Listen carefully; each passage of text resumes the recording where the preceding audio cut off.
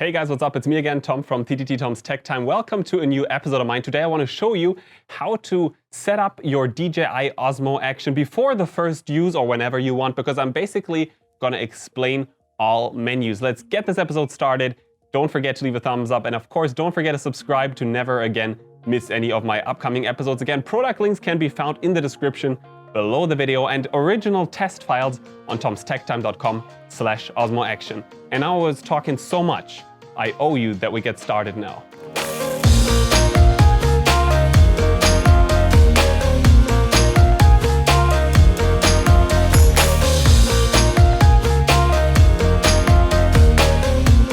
Before you get started with the DJI Osmo Action, make sure to take it out of its housing, open this little slot at the side, and then connect the USB-C cable and once fully charge it. And once that is done, you can put it back into its housing or not, that's up to you. And then you get started by pressing the power button. Just press and hold. Let's get this party started right away. The first time that you turn on your DJI Osmo Action, you're going to see the language submenu. Let's just select a language. I'm going to press OK with English. Next, we can set up a date and time. I'm just not going to do that properly now. That would take too long. Boom, and we would already be good to go. We could get started with filming already now. The first thing that we should do though is we should correctly set up the camera by at first swiping down. And now by tapping at this general settings icon in the upper right hand side of the screen. At first, we can tap at the voice control submenu, and usually I would enable this function because the voice control is quite cool. It works very nicely. It can be quite helpful in different situations. But for this video demonstration, I'm going to leave it turned off because I'm afraid that the camera, just starts to take photos when I say take photo, and I don't want this video to be interrupted 150 times. So usually, yes, I would turn this on. Next is the voice language submenu, so you can put in another language, even though I have no idea what that is. Is that maybe Chinese? I don't know, put it down in the comments if you know. And finally, we find the command list. Here we find the different commands that are available. So for example, if we say start recording, then the camera starts to record. And if we say stop recording, then it stops. So all of that you can look up here. Now, if we go down a tiny little bit, we find the snapshot submenu. Let's click at that. And what it does, it's pretty simple. If we press the record button when the camera is turned off, what is the camera supposed to do? We can set that up here. So for example, we could set it to photo, then the camera would immediately take a photo once it is up and running, or video, or slow motion, or time-lapse, whatever we want. I think it's a camera for filming for me, so I'm going to just put it on video. That means that if I now turn the camera off and then press the rec button only once, then immediately the camera turns on and starts to film. That's how I like it. Let's go back. Next is the quick switch submenu. Let's tap at that. Here we can basically select between which modes the camera changes once we press the QS button here at the side. I wanted to switch between video, not HDR, slow motion yes, time lapse yes, photo yes, and AEB. Let me demonstrate that. Now when I press the QS button, you can see that now the camera switches between the modes that we have just selected. Let's go back to the menu. Next is the wireless connection submenu. I'm not going to open that up. It's not very interesting. I mean, even connecting the camera to the smartphone is not very helpful. The app is quite weak. I'm not going to use the app too often, so let's just continue. Next is the wind noise reduction over here. You should definitely have that enabled. I remember when I was skiing, there was so much wind. I really thought that the camera was not going to pick up any audio of my voice, but it did quite well when I had the wind noise reduction mode enabled. So I can highly recommend on using that when you're doing some sports. Next is the sounds menu. How loud is your camera supposed to be? I'm going to set mine to medium. I like to hear my camera, but I don't like it bursting my ears. Okay, sounds like I'm made out of sugar, which is not the case, but come on, I already have the setting, so let me set it up freely. Next is the grid submenu. I'm going to enable the grid because I like having the grid lines on the main screen. I can show you that too. So now I have these very slight lines here that helps me composing the shots, but that's up to you. Maybe you don't need that. Let's just go back to the menu. Next is the anti-flicker submenu. Let's open it up. You can either set it up correctly with your location, so if you know where you are and if you know the hertz rate, then you can correctly set that up. Or if you tend to forget these things or you just don't know at all, then leave it set onto auto because that works quite well. I'm going to leave it on auto in case I travel. I don't want to forget it. You know, if I'm traveling from Europe to America and I'm starting to film, it's possible that I forget about changing these settings. I don't want that to happen and I don't want my shots to be ruined then, so I'm going to leave that on auto. I talk so much. I'm gonna try to shorten my words down a little bit. Next, we have the screen auto sleep. Yes, I wanted to turn off after 1 minute to save some battery life. Next, we have the auto power off, which turns the entire camera off. That is set to 5 minutes, which is fine too, I think. Then we have the LED submenu. Basically, we can have all LEDs being turned on, or we can have them all being turned off, or we can only turn off the front LED, which is probably supposed to keep the shots clear at night, even though I personally don't think that makes a big difference. So I'm just going to keep them all on.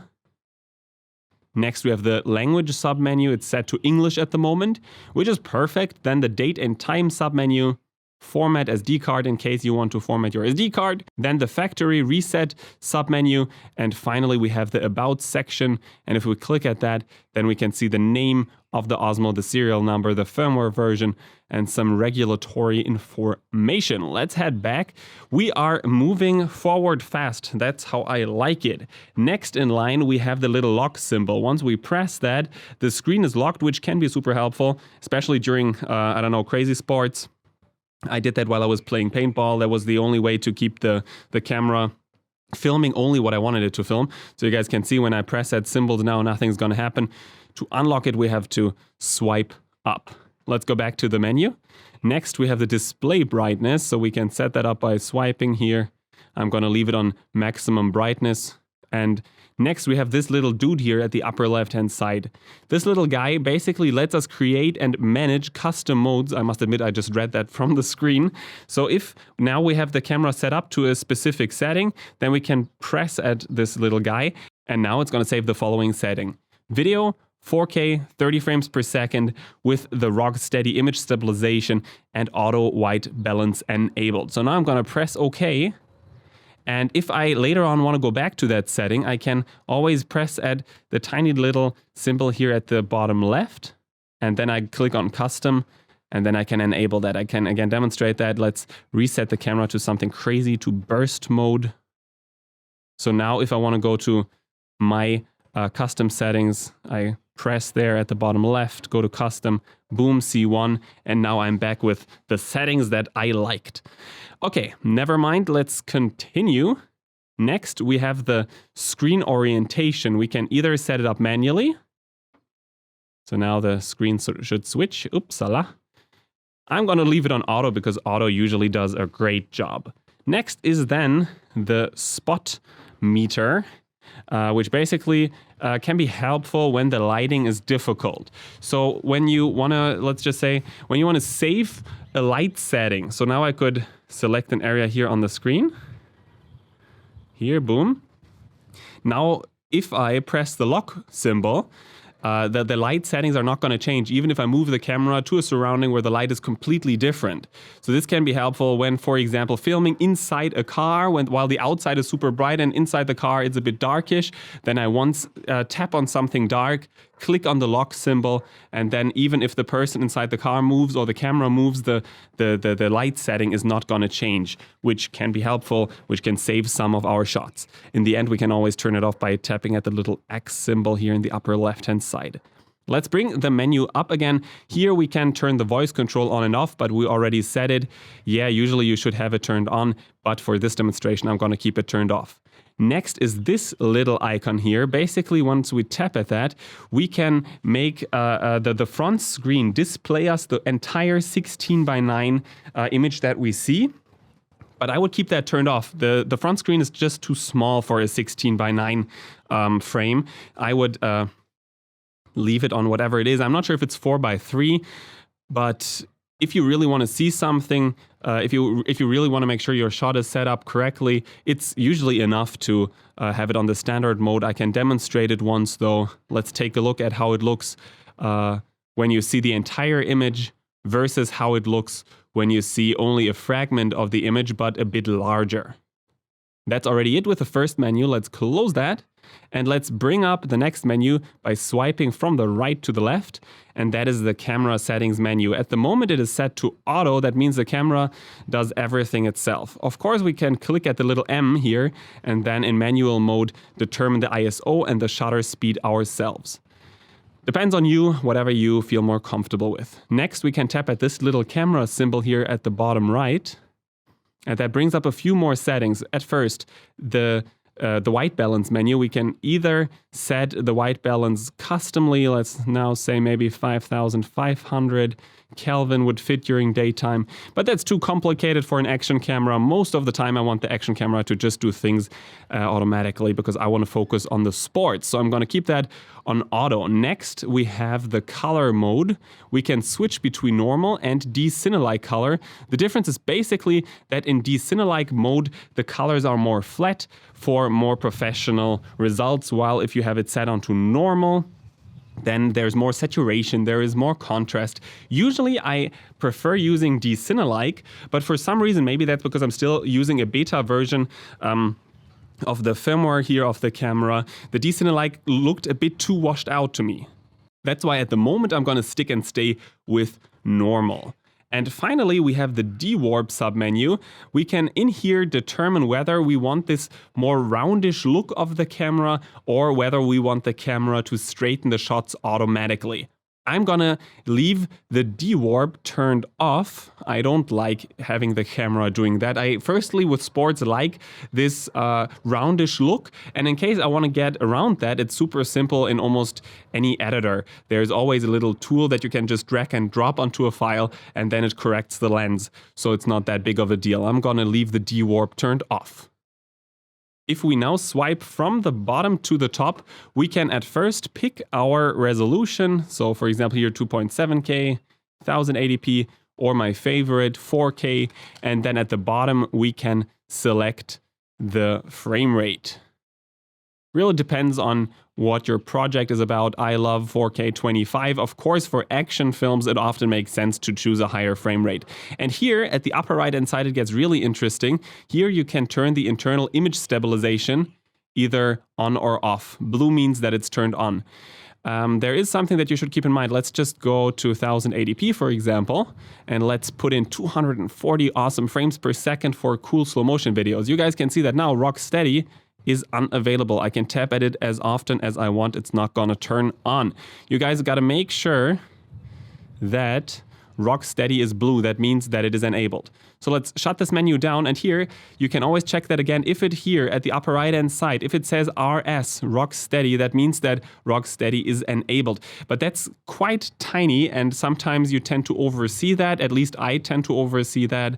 And yeah, so you should really make sure that rock steady is enabled. I had that when I was diving with the camera. I unfortunately turned rock steady off, yeah, which was a little bit of a bummer, but it's okay. Underwater things are anyways a bit more smooth. But if you want the smoothest shots, just make sure that rock steady is turned on always. Now finally, if we swipe from the left to the right, the playback menu opens up. Here I took a gorgeous photo, and now you guys see the very same that you anyway see because I just took the photo a minute before. You can basically then swipe all around your shots. You can play them back, whatever you want. And that is already it. That is the settings of the DJI Osmo Action. Looks like we're done, but that is not the case. If I now switch with the QS button at the side from the filmmaking mode, let's say to the photography mode as an example, and I now swipe from the right to the left, again, the normal menu opens up, the normal camera menu. But if I now press at the bottom, we can see that a new function appears that of course we did not have while filming. The format. Do you want to take JPEG photos only or JPEG and RAW photographs? So the menus always change a tiny little bit depending on which mode you have chosen. And that is not the only thing. If I now swipe from the bottom to the top, I can now not set up the filmmaking resolution and the filmmaking frame rate, because of course in photography mode that doesn't make too much sense. But here I can now pick a ratio, either the 4:3 or the 16:9 ratio. And I can, for example, set a countdown Meaning that if I now press the camera, do I immediately want it to take a photo, or do I want it, for example, to pass 2 seconds before it takes a photograph? So the menus are smart. The menus change depending on which mode you're in. If I now swoop to the time-lapse mode, for example, then again, the menus are going to look a tiny bit different. So you have to always, you have to select a mode and then set things up correctly. Now, if I want to make the screen switch, there are 3 methods for that. I can either hold down onto the QS button here on the side for 2 seconds. That now switches the screen. And if I again hold it down, then it switches back to my side. I can demonstrate that again. Now the screen over here should be turned on. Yep, it is turned on. And if I again hold for 2 seconds on the QS button, it switches back and now I can see the display again. But what other methods do we have? We can, with 2 fingers, tap at the screen twice. And then with some luck, because for some reason that doesn't function very well, with some luck, maybe the other hand works better. Now it worked. It now switches the screen too, but again, this 2-finger double tap doesn't work very nicely. Yeah, I'm better going to do that with the 3rd method. So what if I now want to see the screen again and I cannot reach the button here at the side and the double tap doesn't work? There is, of course, a 3rd method, and that is the voice control. So make sure you have the voice control feature enabled. Screen switch. Ta-da, it immediately switched the screen. So now I can see it again. I can demonstrate that again if you guys want. Screen switch. Boom, now you should be able to see the display again. Screen switch. I see it again. So the voice control works absolutely perfect. The only thing, I think it's like the only function of the Osmo Action that really doesn't work well, that's this weird double tap to switch the screens. That really doesn't do it. Now let me briefly show you how to connect your DJI Osmo Action to your smartphone. The very first step is to go ahead and download the free DJI Mimo app. In case you have not done that already, there is a link in the description below the video, hopefully for both the Google Play Store and the App Store. Once the app is installed, you launch it and then take a look at your screen. At first, you should now press at the camera symbol that can be found in the upper left-hand side of the screen. And that brings up the device connection submenu. In here, after a few seconds, of course, you gotta have your Osmo Action turned on as well. The Osmo Action appears. Now we tap at the blue connect button. And we get a small verification code. Now we have to make sure that the code shown on the phone matches the code shown on the Osmo Action's display, and then we press the blue accept button on the Osmo Action. And now on the phone again, a little field pops up saying DJI Mimo wants to join Wi-Fi network Osmo Action DD57FC. And we basically just press join. And then it only takes a very few seconds and the magic happens.